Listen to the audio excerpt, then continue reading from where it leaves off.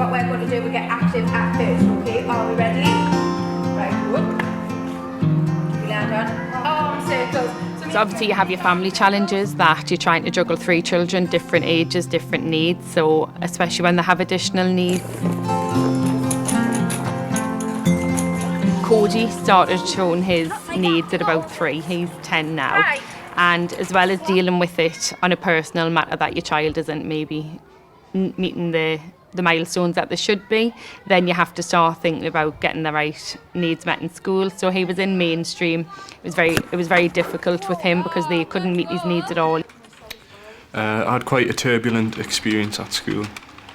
It wasn't great because nobody seemed to know what to do with us. The school's strategy was to just hire you in isolation and get rid of you, get you out of the picture so that everyone else could get on with their work, and that obviously wasn't beneficial for the people that they were just putting to one side. Oh, hiya, Dawn. I've just had a query from a school. So SEND, it stands for Special Educational Needs and Disabilities, and it may be that a child has an additional learning difficulty or disability that requires them to have that additional support in school. It may just be for a short period of time, they may not need it for the whole of the school life, but often some children do need that.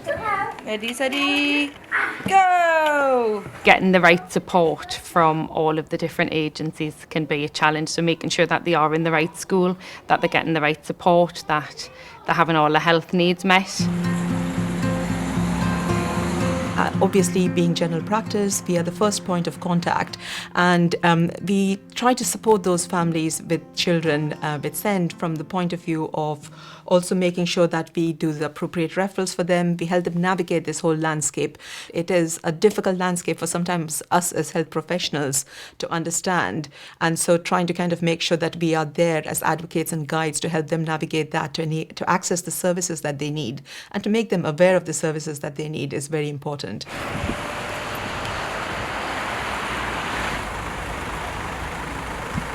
You do it, look. Ready? Examples of support needed are medical, referral to tertiary specialists, physiotherapy, speech and language therapy, support within education, portage or hearing, visual impairment. But often the family needs other kind of support, especially if they have a child with significant additional needs. There might be requiring a referral to the disabled children's team. Also, I alert the SENCO at school and liaise with SENDIAS. So the requirements will be different for every family. As parents and caregivers and as a family unit as a whole, it takes a toll on your mental and emotional health. And I think being cognizant and aware of that is certainly my role as a GP, and making sure that they do have the help and support, that actually kind of there's a team that wraps around the family as opposed to them kind of, working or feeling that they're working in isolation. They have to work together because you can't get a full picture of a child if you're getting a single assessment here, a single assessment there, and not keeping in touch with each other. And to my experience, most of them will centre around a school setting and use the school setting as that centre hub. And that's where you get your multi-organisational team meetings, and the school, well, this school I know does actually allow that, and it makes room and encourages it. Assistance, and she's having to wait her turn so that she's got kind of an understanding. Education now is great because they're in the right school, but it is hard to get them in the right school because there's a shortage. But it doesn't just have to be a special educational needs school. There are facilities in mainstream, so there's arms in schools, there's education support plans in schools, so there's lots of different options. It works for my children being in a special school, but there's lots of different plans for lots of different children. 1, 2, 3, let's go! Woo-hoo! So support within Sewell Primary School is really focused on individual pathways for those children. So each child is really individual and we look at what they need to really make the progress. So for some children it might be that they require specialist speech and language programmes, and those are delivered either one-to-one out of class, it might be a small group, or it might be just built into their natural curriculum. It might be that some children need to have a sensory diet built into their day, so they're being taken out at regular points for sensory breaks, either into the sensory room, doing some sensory circuit work, or just deep pressure activities within the classroom. And it's just really individual, tailored and bespoke to each child. I want cake. I want cake. Good girl. So it's not just schools that can support children with SEN, it's also the home.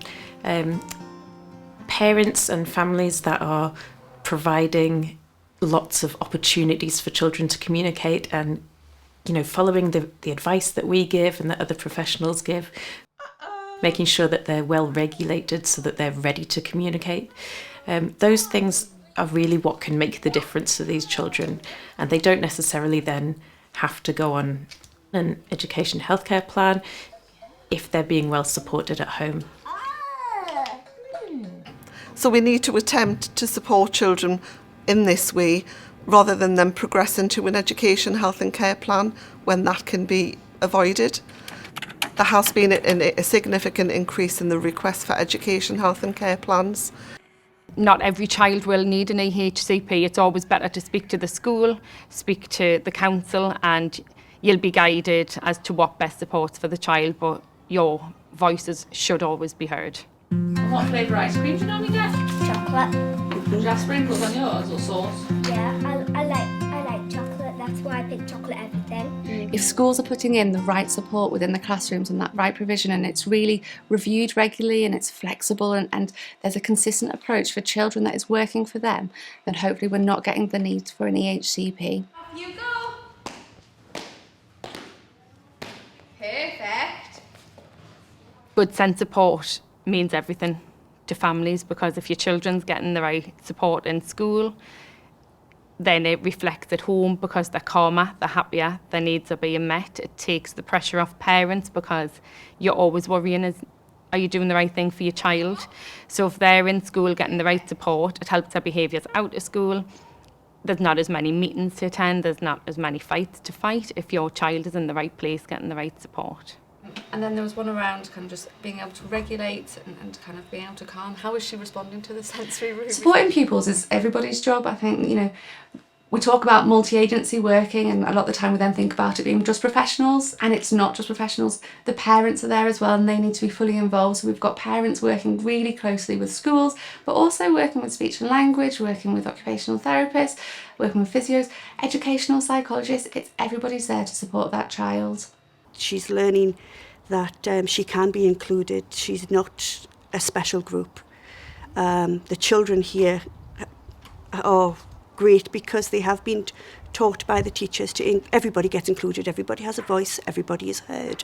Yes, but from the point of view of a healthcare plan, we need to make sure that we actually do print that. I think what is key over here is communication. I think for families, communication, and for families to feel they're being heard, for children to feel they're being heard. I think what we cannot discount in any of this is the voice of lived experience from families, from children themselves. Seems to be thriving. Yeah. But he's worried that when he goes in next year, he's not going to have that stuff in place, and that might affect. Personally, I think that schools should make a strategy for each child. Each individual child should have their own strategy or like a plan. Like you have an AHCP, but that only sort of tells the school what your needs are. It doesn't tell them what to do with you. Maybe all the teachers and any staff who's dealing with a specific young person should meet once a month or once a term and discuss them and share opinions and communicate with each other on what's the best way to deal with them. Because then everyone's lives are going to be easier. I think for the professionals to make the whole thing a lot easier for parents is to listen to the parents, not put barriers in their way, be sympathetic to parents, listen to exactly what they're saying, try not to delay things, because early intervention's the best thing for our children. We now have a body chart as well. What I would like all of us to do is to put ourselves in, in those shoes and actually think about it and think about what it is that we can do to make this journey simpler, easier, more accessible, and actually reach an outcome that is positive for every family.